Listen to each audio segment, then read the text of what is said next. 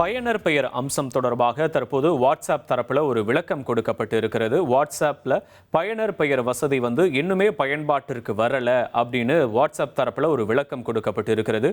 மத்திய அரசு இது தொடர்பாக நோட்டீஸ் அனுப்பியிருந்த நிலையில தான் தற்போது வாட்ஸ்அப் இது குறித்த ஒரு விளக்கத்தை கொடுத்திருக்கிறது.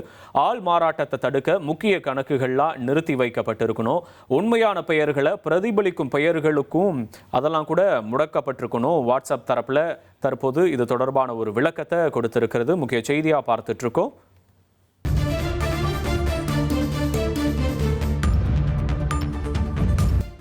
வாட்ஸ்அப்பை பயன்படுத்த இன்னுமே தொலைபேசி எண் கட்டாயம்தான் அப்படின்னு வாட்ஸ்அப் தற்போது ஒரு விளக்கம் கொடுத்திருக்கிறது.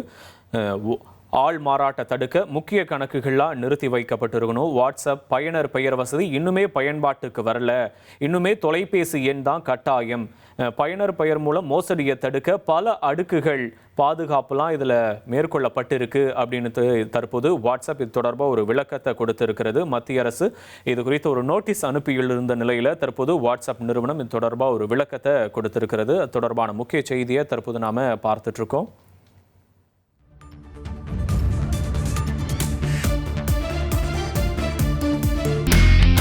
இனி செல்லும் இடமெல்லாம் செய்தி.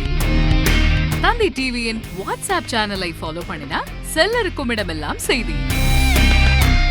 இதோ QR கோட் இப்பவே ஸ்கேன் பண்ணுங்க, ஃபாலோ பண்ணுங்க.